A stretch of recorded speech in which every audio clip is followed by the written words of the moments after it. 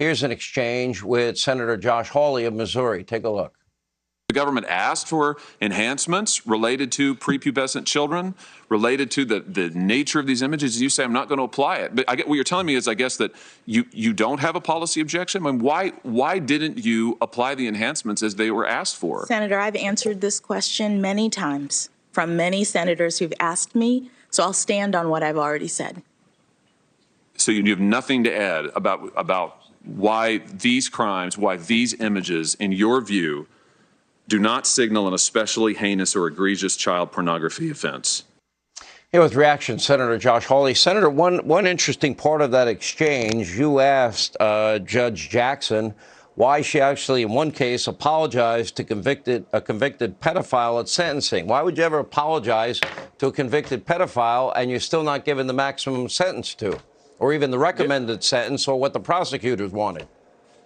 Yeah, in fact, what she gave that convicted criminal, Sean, was 3 months.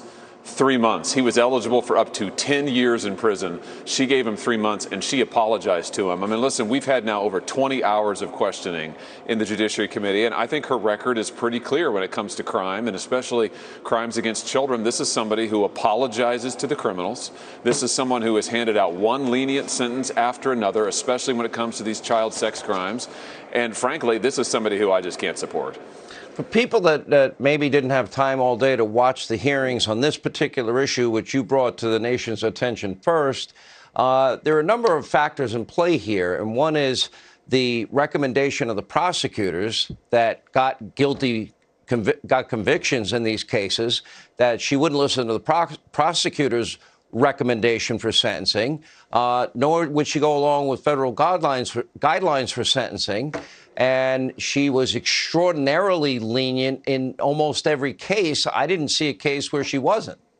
Yeah, 100% of the time, Sean. I mean, that's the deal. She has had multiple, just to take one set of crimes, multiple child porn crime offenses. And in every single case that she has had of child porn offenses, she's sentenced below what the prosecutor wanted. She's sentenced below what the national guidelines are every time, 100% of the time, and she just can't explain it. I mean, we tried to ask her day after day, hour after hour. She has no explanation for it, and I think the American people watching this are saying, listen, I want somebody who's going to protect children, who's going to be tough on child criminals, people who go after children, and not apologize to them. I mean, why would she apologize to the criminal? I just don't understand it. She gave a speech at Michigan's law school, and in that speech, she seemed to support the 1619 Project and critical race theory.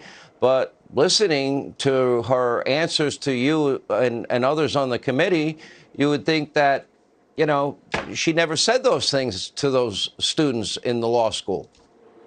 Yeah, she said that she didn't know anything about critical race theory, despite the fact that she has praised it and said that it's part of what she does in sentencing.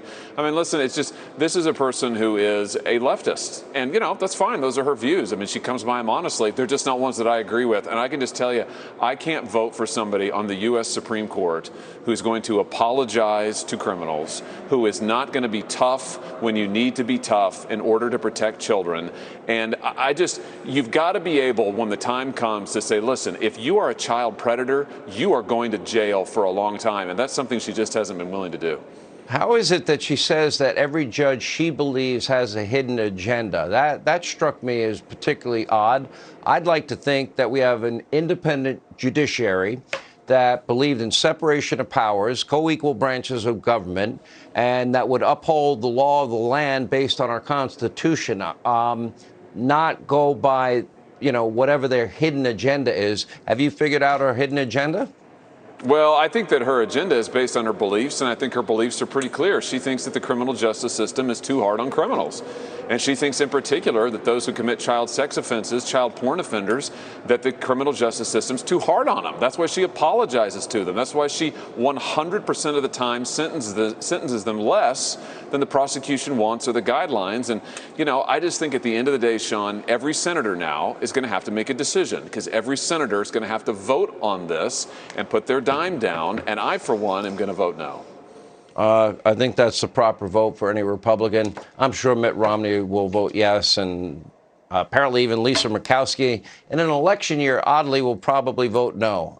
We'll see, though. Anyway, Senator, thank you for being with us. Appreciate your time.